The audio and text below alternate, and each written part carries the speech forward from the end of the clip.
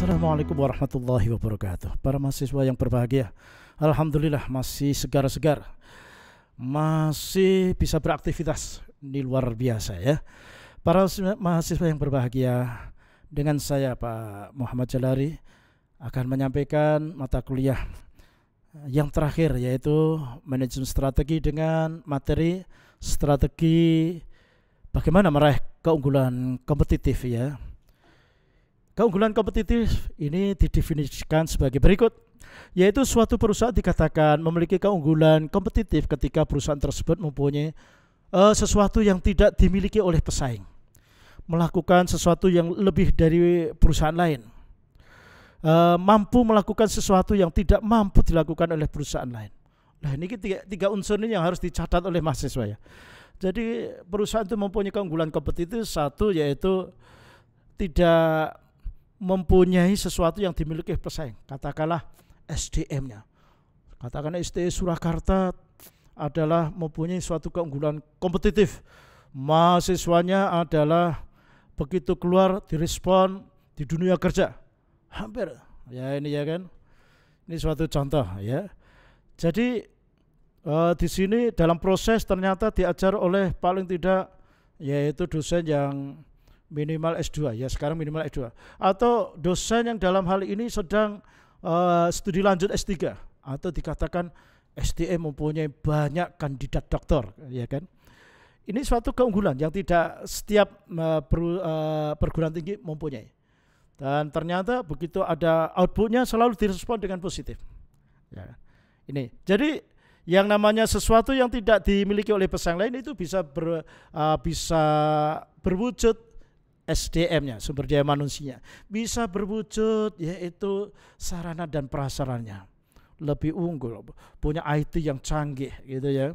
Yang ketiga, karena risetnya, mahasiswa yaitu mempunyai suatu animo yang kuat dalam risetnya. Seperti di Harvard University itu adalah mengapa dikatakan perguruan tinggi ternama dan nomor satu di dunia, karena keunggulannya pada riset. Mahasiswa itu suka melakukan riset dan ternyata hasil risetnya bisa bermanfaat bagi perusahaan-perusahaan untuk meningkatkan kualitasnya. Maka di sana itu kalau sebelum lulus itu banyak mahasiswa yang sudah dipesan oleh perusahaan-perusahaan yang ternama dengan gaji yang besar. Nah ini hasil risetnya itu ya kan Pak Mas saja. Harvard adalah unggul pada riset, jadi tidak bisa dikalahkan dengan perguruan tinggi lain. Terus yang selanjutnya di sini adalah bisa melakukan yang lebih baik daripada perusahaan lain, ya kan? Katakanlah kalau output dari STIE ini adalah mahasiswa tidak hanya sebagai objek penderita dalam pendidikan, tapi mahasiswa kadang-kadang dijadikan mitra kerja, dijadikan suatu teman. Makanya hubungan antara mahasiswa dengan dosen lebih humanis gitu ya kan. Sampai kalau mahasiswa bekerja mempunyai nasib yang baik, selalu memberitahu kepada kampus itu. Nah ini baru aja ada mahasiswa yang punya keterbatasan atau dia itu difabel ya, tangan cuma satu, tapi dia pada waktu kuliah motivasinya kuat sekali sehingga dia mempunyai suatu prestasi gemilang dalam pekan olahraga mahasiswa provinsi, sekabupaten dan sebagainya. Ternyata begitu dia lulus, begitu mencoba untuk bekerja, mengundi nasib, bekerja di Pertamina diterima. Begitu sudah diterima, nggak lama rezeki jodoh. Ternyata jodohnya juga sempurna, lebih ganteng, dan satu kantor lagi. Ini kan merupakan suatu keunggulan kompetitif gitu ya. Dilihat dari sumber daya manusia itu. Oke. Terus yang selanjutnya adalah keunggulan kompetitif. Ada 3 alternatif model. Model yang pertama adalah model organisasi industri atau yang disebut Industrial Organization atau IO ya.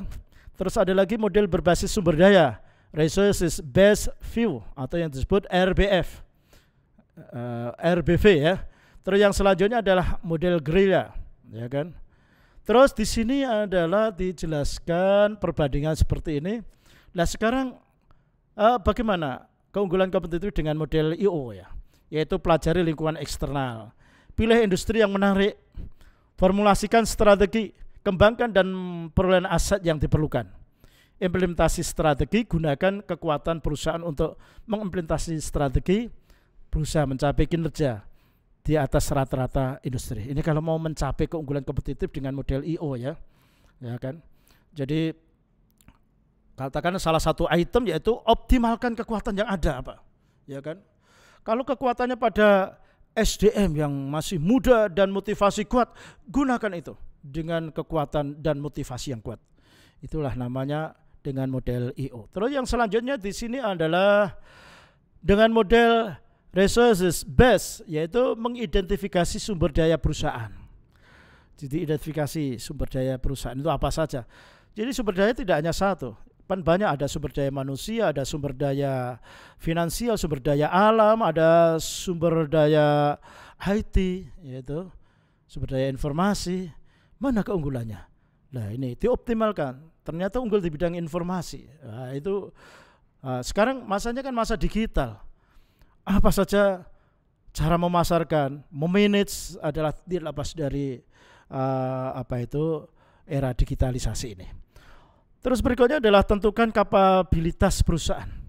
Terus yang ketiga, tentukan bagaimana sumber daya dan kapabilitas perusahaan dapat menciptakan keunggulan kompetitif yang tidak dimiliki oleh pesaing, tidak dimiliki oleh perusahaan lain. Nah itu. Terus ada lagi lokasi suatu industri dengan peluang yang dapat dieksploitasi. Nah, yang dieksploitasi itu adalah dimanfaatkan seluas-luasnya, ya kan? Seperti contohnya, Anda kalau di daerah Jawa Timur menemukan suatu pesantren, di mana pesantren itu sudah terkenal bukan hanya di Indonesia, tapi sudah internasional karena melahirkan suatu tokoh-tokoh nasional. Pondok pesantren apa? Namanya Pondok Pesantren Darussalam, yaitu pondok pesantren di Gontor, Ponorogo gitu ya. Itu ternyata begitu saya lihat di lokasi, itu adalah di tempat yang dulu adalah daerah kurus, kering, tandus. Saya lihat kanan kirinya masih yaitu tanah liat, yaitu tanah merah yang ditanami singkong-singkong itu. Tapi di situ ada pondok pesantren yang menghasilkan output, yaitu yang ternama. Di situ ada ya alumni dari situ, ada Cak Non, ada Profesor Din Samsudin, ada Kiai Haji Sukron Makmun, ada Menteri Agama dulu Maftuh Basuni, ada pengurus Ketua Tanfidiyah, ada Bapak Kiai Hasyim Muzadi. Wah, banyak sekali tokoh-tokoh nasional yang keluaran dari itu. Nah, itu adalah pesantren dalam rangka menciptakan keunggulan kompetitif.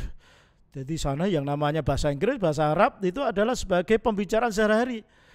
Kalau mahasiswa atau santri nggak mau, ya udah hukumannya kalau sudah berat biasanya itu digundul kepalanya gitu ya.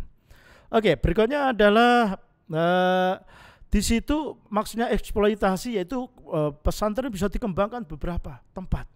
Ada yaitu alumni yang mengembangkan, itu cabang tapi tidak ada kaitannya, tapi itu namanya membumikan dengan nama pesantren itu.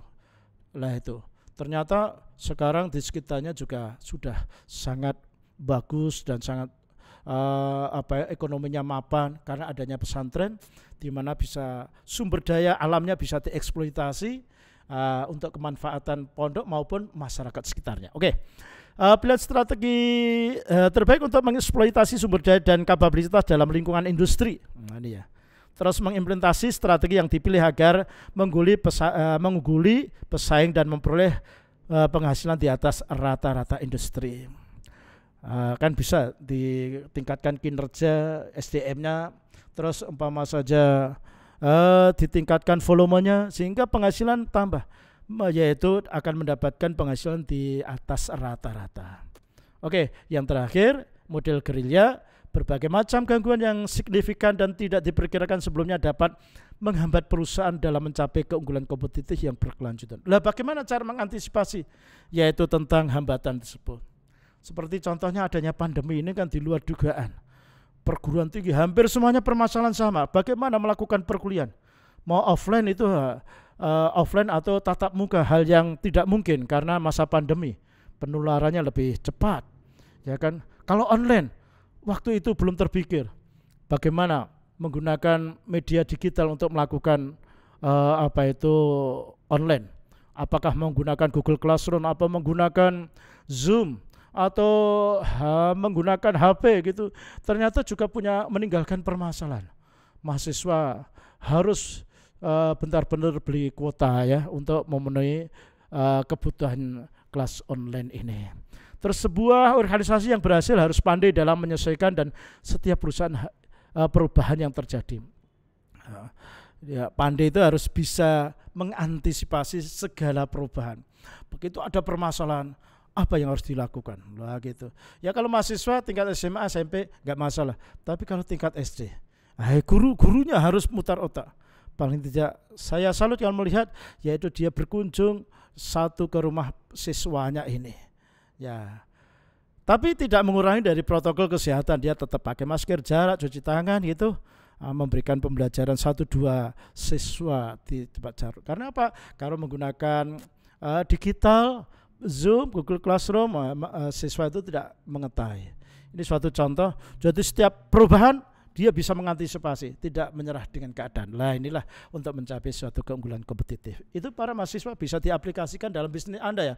Baik UMKM ya, bisnis kuliner. Mahasiswa kan biasanya kan senang bisnis digital, jualan pulsa umpama, atau bisnis mahasiswa kan bisa mengembangkan ada mahasiswa STI itu yang malah justru sebagai teknisi komputer, padahal enggak ada relevansinya, tapi dia karena belajar, tidak ada ilmu yang tidak bisa dipelajari. Terus ada lagi mahasiswa STI kok pinter membuat film animasi. Wah. Atau mahasiswa STI kok bisa membuat website, bisa untuk bisnis, bisa aja, ya kan? Nah ini suatu contoh keunggulan kompetitif. Jadi dalam hal ini adalah harus bisa mensikapi perubahan, harus diantisipasi bahwa mahasiswa ternyata adalah aset yang sangat berharga dan kreasi inovasinya sangat tinggi, motivasi sangat kuat. Saya yakin Anda akan berhasil. Gitu ya para mahasiswa. Demikian kami sampaikan.